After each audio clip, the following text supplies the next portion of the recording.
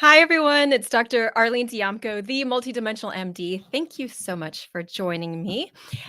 For this episode of the MultiDimensional MD, I'm going to be discussing Decongesting the Lymph Part 2. Last time I talked about exercise and movement that you can use to help detoxify your lymphatic system. And so today we're going to continue that conversation and go to food and herbs. So, for those of you that don't know me, my mission is to help bring the intuitive aspects of health back to medicine in practical and tangible ways so that you can access deeper healing and experience more peace, love, and joy in your everyday lives. And my background is in integrative medicine, pediatrics, and cranial osteopathy, as well as a multidimensional perspective, looking at the mental, emotional body and so on. And if you haven't gotten my new book, I Am Intuitive, this just came out a couple months ago.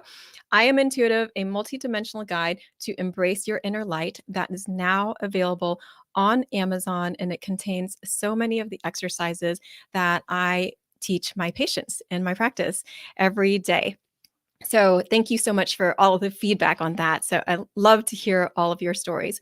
And one other announcement before we get started, we do have a new course for School of Stillness this Saturday. It's the first course that we are offering through School of Stillness, and that is where everyone is a healer. So we are teaching not just physicians now, not just osteopaths, but all kinds of people, from therapists to people just interested in expanding their perception, being able to help themselves. And so this class is going to be a multidimensional space clearing. This is not your ordinary space clearing.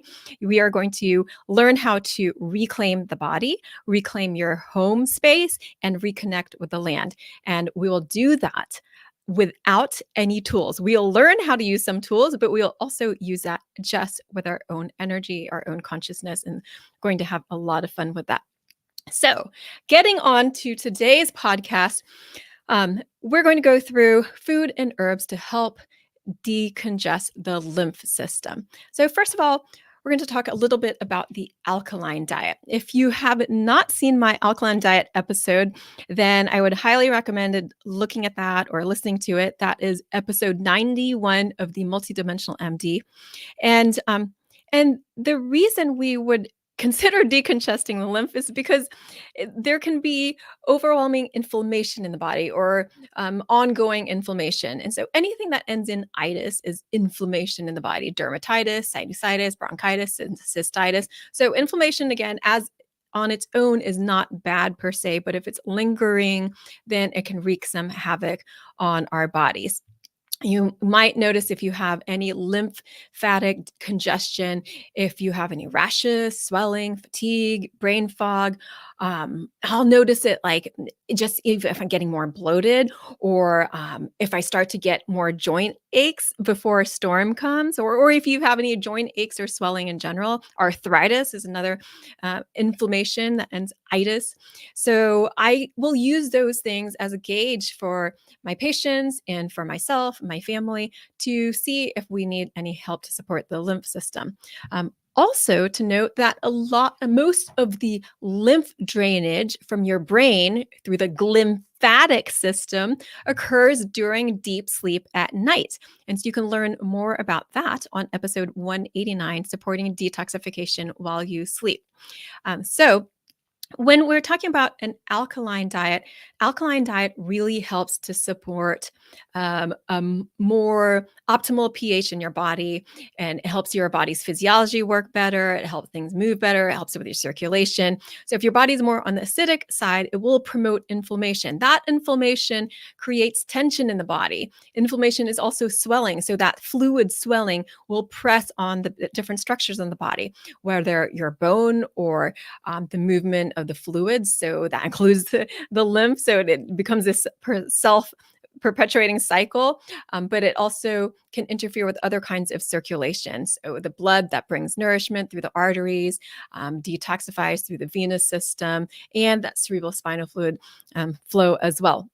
So that's how it can contribute to just that feeling of imbalanced, not feeling well, feeling kind of sluggish or icky, brain fog, again, any kind of inflammation in the body. And you can use your diet to change over to a more alkaline side. So ideally, our diet is about 80% alkaline, 20% acidic. So that alkaline forming foods will focus on more plant-based foods, especially your leafy greens, more 3-to-1 above ground veggies to below ground veggies. So below ground would be your root veggies, sweet potato, other potatoes, and that sort of thing. And on the alkaline side will be your vegetables, your green veggies, your fruits. Fruits in general are the cleansers of the body. So especially if we look at those dark pigmented like red, blues, greens, berries, raspberries, cherries, pomegranate, beets, those have a lot of antioxidants and they can help you detoxify the body in general, help to things out and lean it more towards a more alkaline, a more optimal alkaline state.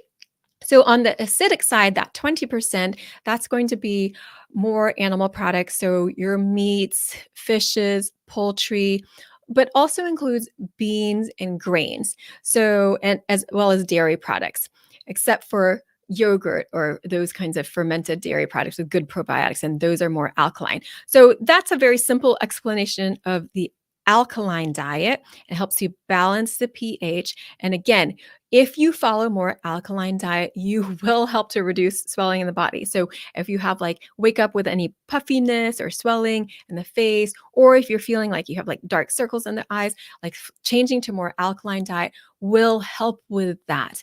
If you find that you have recurrent illnesses, recurrent coughs and colds, an alkaline diet can also help with that. So it is one of these staples, the foundations of optimal health.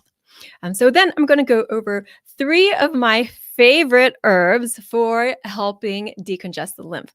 So we're going to start with calendula, and I'm going to show you these herbs. I'm also going to talk a little bit about the energetics of them because they're so amazing. So calendula, you can see here. So this is really marigold. It's a common flower that's used in pots and used for decoration. So marigold or calendula, it is actually approved by Commission E for internal and external use for inflammation of the oral and pharyngeal mucosa, so meaning your mouth and your throat. It's also used externally for healing wounds of the skin and mucosal membranes. So these include boils, rashes, skin irritations, and ulcers. Can also be helpful for indigestion and gallbladder.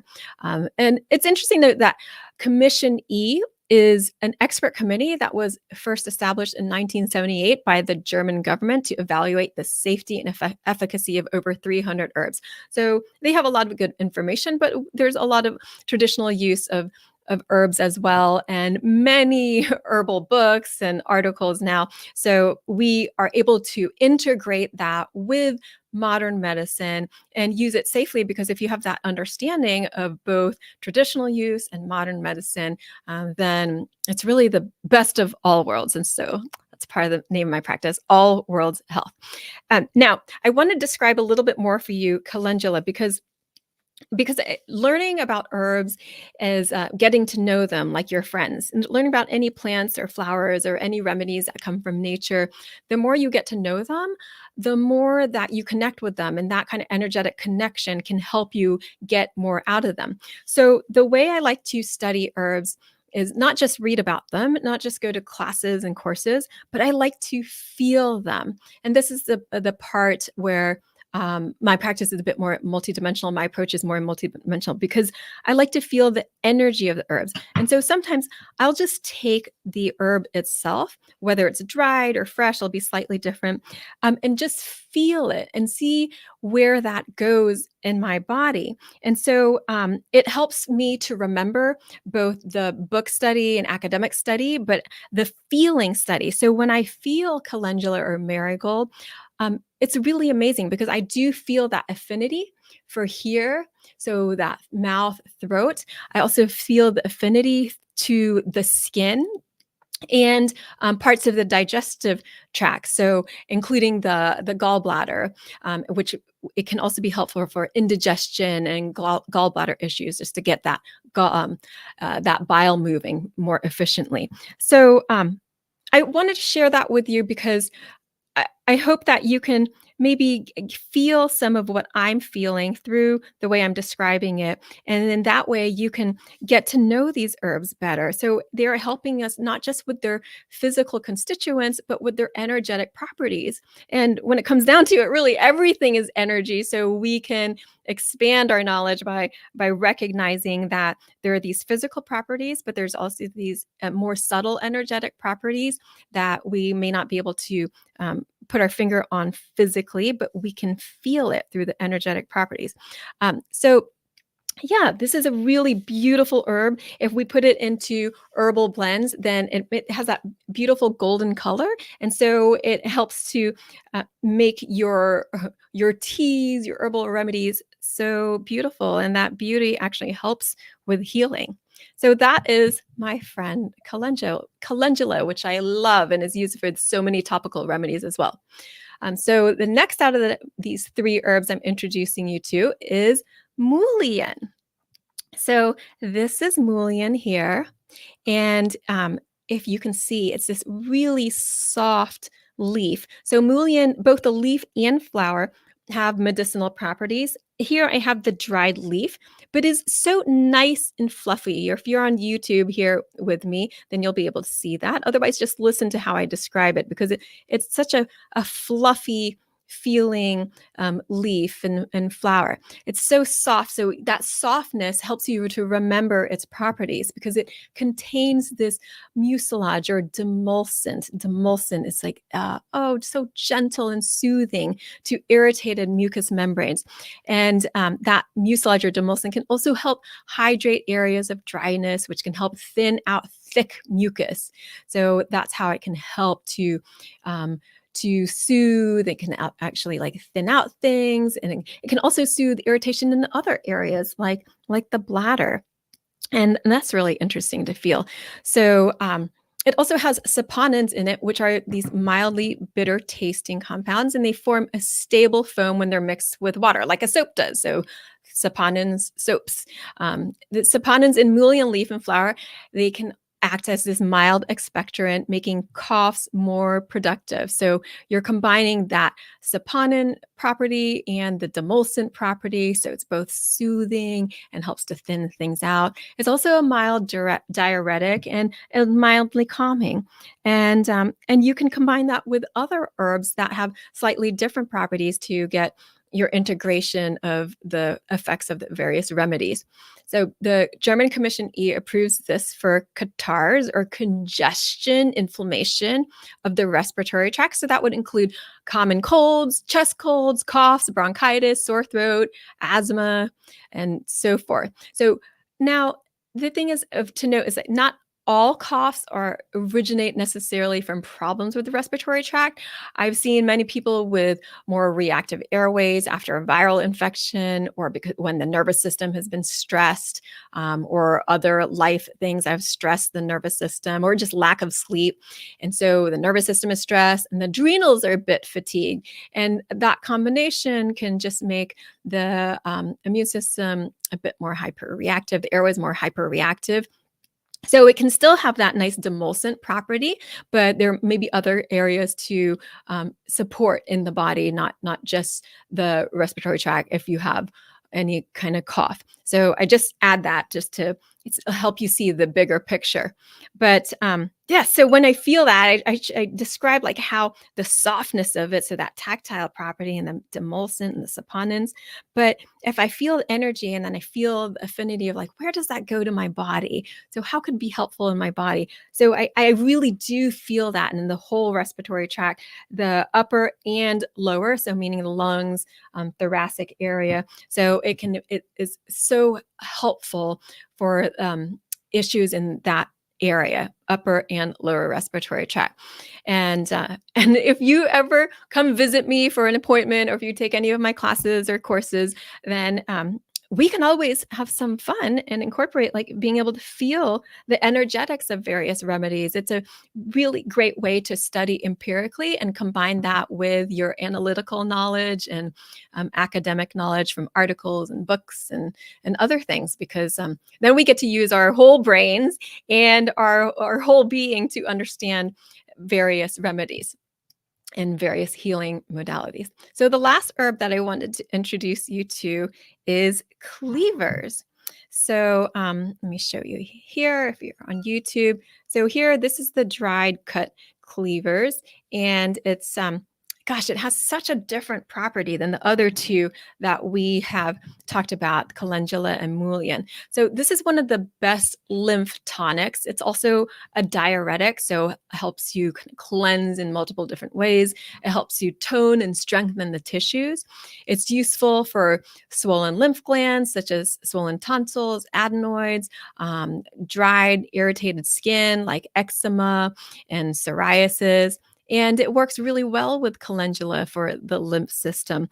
And I mean, this trio actually works really well together, calendula, mullein, and cleavers. So, and they feel so different. So cleavers, I feel that a little bit more all over. I feel it in the bladder meridian. I also feel it along the fascial layer. So it's more of a general lymph tonic and works with the whole. If you needed some more of those demulcent properties, then you could add some mullein. If you needed some specifically for the skin, or wanted to get some of that digestive properties, then you can bring in calendula. So you can see how they're all so different. I'm going to run through that again for you. So here we have mullein, that nice soft leaf and great demulcent.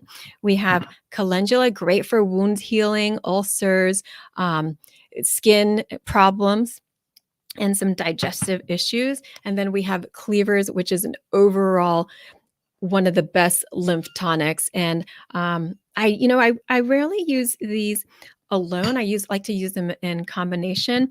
Although calendula itself can make like a nice, gentle, mild tea, and you could use these. Any of these externally to make like a poultice, wrapped in some cloth and soaked with a little bit with some water, and then pressed onto an area of need. So I hope that you enjoyed that tour and introduction to my friends of the lymph system to help you decongest your lymph with food and herbs. We talked about the alkaline diet. We talked about calendula or marigold. We talked about mullein, and we talked about cleavers. And these are all very gentle and safe to use. Of course, if you have more specific issues or chronic issues, more severe problems, then absolutely speak with your physician or other qualified healthcare practitioner so that you know any of these things are right for you. And if you would like to for me to help you with that one-on-one, then I would be happy to see you for an appointment or in any of my classes. And so if you would like to connect with me further, you can on All Worlds Health on Instagram, on Facebook, All Worlds Health and Pediatrics, and you can sign up for my e-love letters. I send them out about once a week, usually on Wednesdays, and you can do that at allworldshealth.com. Thank you so much for joining me today. I believe in you, and I hope that you believe in you too. And that was part 2 of Decongesting the Lymph, and we will continue talking about more fun topics. If you have any suggestions, just leave them in the comments below, like and subscribe, and share this with anyone that you feel could benefit from it. Lots of love to you. Take care. Bye.